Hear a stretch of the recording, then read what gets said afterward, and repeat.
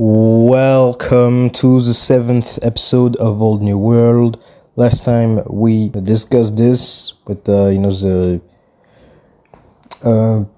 Perso-Iraq War, which in our timeline was Iran-Iraq War. It's just that it's Persia and Old New World because we'll go over the previous episodes, obviously.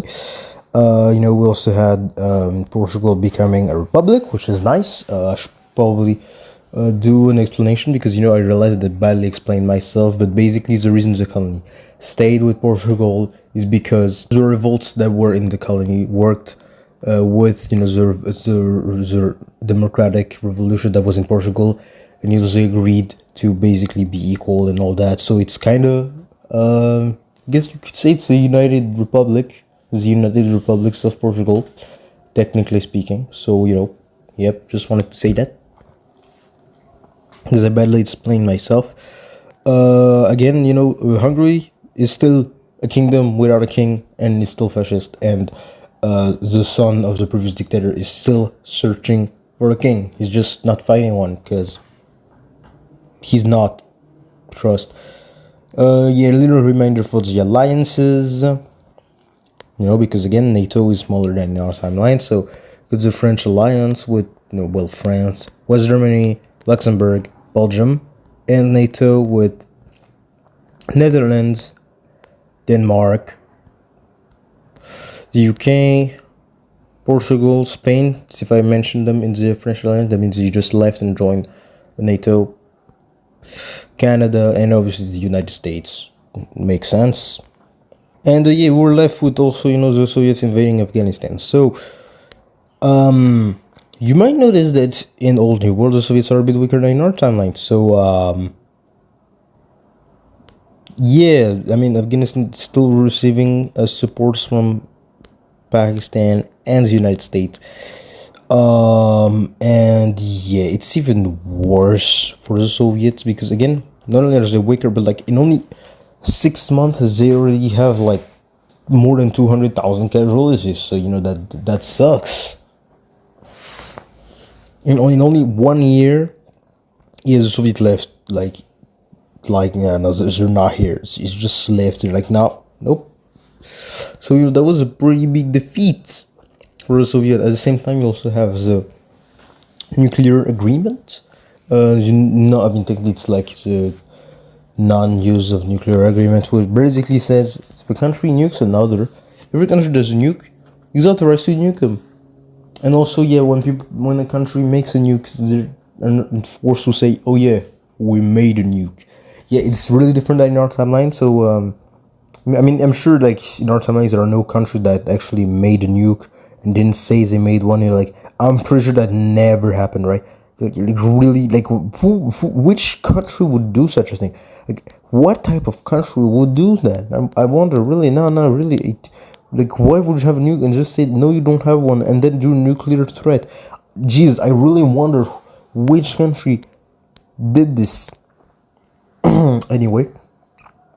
Also NATO, you have Greece and Turkey, forgot to mention that. And speaking about Turkey and Middle East, remember this? Turkey doesn't like those borders because they're okay, that's a bit harsh.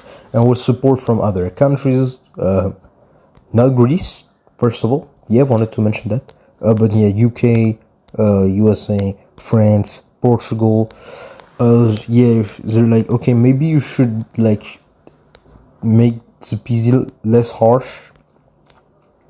And they do agree, so some of the land is given back. And those are the borders now. And at least, you're a bit bigger now. That's cool. Technically, South European projects still have the resources right over the borders / occupied land that they previously had. So, Anyway, going back to the Soviet Union makes a deal with Poland and and kind of screws off East Germany. Poland literally gets this land for free. They don't have to do anything, and they even get promised maybe some of their old land. So that's it's kind of sus. Why would Soviet do that? It's like they're planning something. I really can't put my finger on it. Also, yeah, Bohemian Revolution again. Will it work? Will it work? This is a good question. Does it work? Nope. Again, really, you don't. Those guys don't learn now. So easy. Yeah. Nah. That wasn't supposed to happen. But yeah. Yugoslavia. You also have communist revolts now, so that's new. Known as in the areas where communism is kind of popular. Are those regions getting crushed? Yes, they are. But yeah, Yugoslavia is really close to exploding. So yeah, we'll see when they explode later, because at this point I feel like this is pretty obvious that they're gonna collapse. I don't think I need to tell you, make it like they're not, like they're going to collapse. I'm going to say it, okay? Yeah, I think that's pretty obvious. Will they get it in Italy? Maybe, I don't know. I mean, technically it's Italy that got Yugoslavia, but that's only my opinion. Yeah, so going back on this border change, and the Soviets taking a huge L, and the fact that those countries aren't in NATO. Battle of Berlin, nice. Yes, so the Soviets literally invade West Germany because they can. What are you gonna do about it? It's the Soviet Union, so obviously due to alliances, we have now the French alliance thing versus the Warsaw Pact, which Albania is in it. I don't know what they're gonna do in this war. Build bunkers, I get. But yeah, the Soviets aren't playing around. I mean, they're trying to get Hamburg. They don't manage to take it. But they do manage to get Hanover though. And then they don't manage to actually get past the Rhine. So they are trying to focus on the south. But they don't even manage to take the south, so what can you do, really? After the big L, it's L on L's. So again, they really don't manage to cross the Rhine. So just being here awkwardly. The Swedes do try a naval invasion on the northern coast here. And it's like, we're here. And sadly, we're not here anymore. You also get, the UK joining the war, so, no more naval invasion for you. Sorry. I mean, the rest of it doesn't join. So, but the UK is here. So, and again, nobody's going to use nukes because, do you want to get nuked by literally every country in the world? No. So you don't use nukes. Exactly. That was really smart. Anyway, so the Soviets finally managed to cross the Rhine, and they do one big mistake. They're like, yep, we're definitely gonna win, and they spearhead, like spearhead, really big spearhead. They win the Battle of the Rhine, and they're like, rah.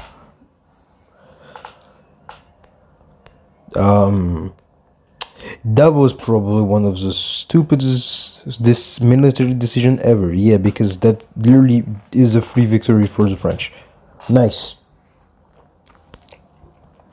So after that they switched to the German strategy, which is that makes sense, because they do have East Germany, but yeah, they do try this, and it immediately backfires because encirclement,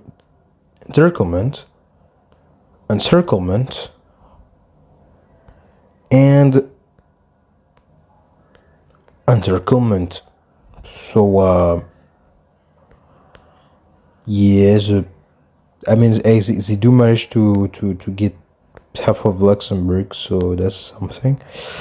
I mean, those encirclement aren't like done here. You know, it takes a lot of soldiers to get them.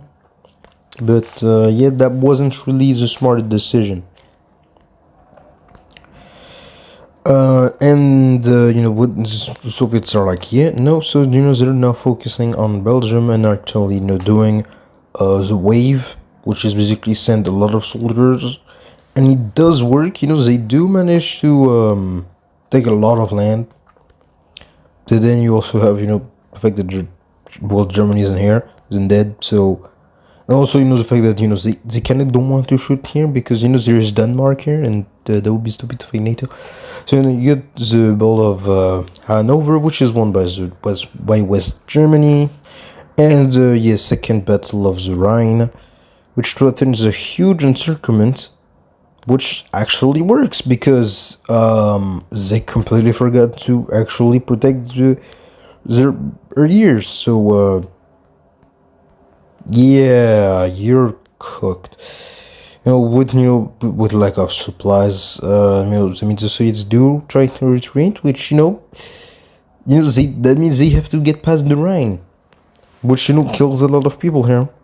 You know, so that was really disastrous. Like that, one of the worst operation ever.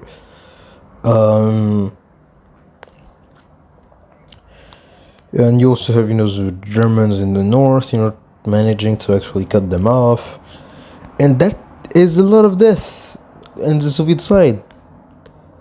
And with this, because due to the losses, you also got revolts everywhere, like anti-communist revolts. You've got like revolts in Ukraine. I mean, those revolts aren't really truly dealt with, So that's it's like, yeah, everyone that revolts here, you're dead. And then it's like, what revolts? I don't know what we're talking about. There has been no revolts because we're so good, right? No revolts here, nothing to see. So the Swiss are like, okay, Poland, listen. So if you help me, you help me, and I give you land right now. And yeah, like their old land, like this ugly borders. I know, I don't care though. I really don't care. Damn, I know this is very, very ugly, but again, I don't care. So for some reason you get more Poles in the army. I mean, that doesn't 100% works. Let's be real here. But hey, the Berlin is recaptured, and Germany literally surrenders.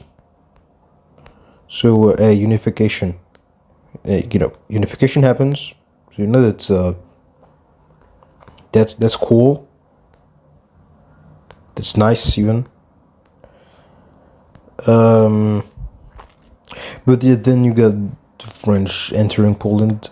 And with this, the Soviets are kind of getting desperate, and they should. And they should he. Oh no, they shoot in Denmark. Oh, NATO is running. Well, yeah, they're cooked. And the revolts. These revolts, yeah, they're getting even worse now, especially in the Ukraine, because you're like, bro, why did you give my land? Like, why do you do this, huh? And you also get, because Romania is like, oh yeah, I want my land back, and they also give their land back, and everyone is like, oh yeah, I want my land back, and you also get, because you see those dots, yes, there was the original government here, well, yeah, and they were exiled into London, and they're coming back now. Especially and you also got Greece literally invading.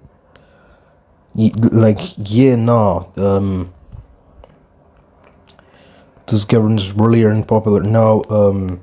Those Hungary joins the war now. They don't. It's too risky. You also get it looks like it just leaves and becomes neutral. Yeah, nope, not a problem. They leave, and again, the revolts are getting really bad. Yeah, it's that bad. Just get Finland joining, because Freeland. So hey, Finland joins the war. You even got freaking Japan joining. Yeah, it's just for Sakhalin Island. Yes. They, huh? They, and obviously you get Prussians again. They're here doing their thing. You know, they're really hungry about what happens. So yeah, I don't think I need to explain to you why they're cooked. And then you got the Americans arriving, and yeah, by that point, yeah, like it did not went as planned. The Americans land around the Baltics. The French are literally trying to get war score right now. And after, you know, I mean, yeah, after the leader gets shot, the leader of the Soviet Union, yeah, you know, a new leader steps in, takes control, and he's like, yeah, we continue the war. Yeah, maybe we should surrender. I mean, like, this is because I didn't want to update every 2 seconds, but I'm going to do the map as the actual map, what it looks like when the guys say we surrender. Okay, I'm going to show you. Yeah. So peace deal. Anyway, yeah, so peace deal, I guess, chat. So here's the peace deal. Yeah, yeah, it took me a while. So get Finland here, gaining a lot of land, your Kingdom of Finland, and yeah, all those things, like, which makes the app really lag. Oh, sorry for because even I got my heart hurted a bit, but yeah, that means it's temporary occupation zone and demilitarization zone. So and each color is assigned to which country. Oh wait, I forgot the ones of 2 countries. So yeah, this, like, the dark one is the one for France, and the lighter blue one, not the one close to Ukraine, is the one of the United States. But yeah, you got the one of Finland, of Belarus, which became independent. Yeah, you also got new states here. So I realized I completely forgot to, you know, for some reason I wasn't actually recording, but yeah, Persia joined the war. The red stuff is like basically what's left of the Soviet Union. The gray Russia is the new government, which, spoiler, isn't a republic.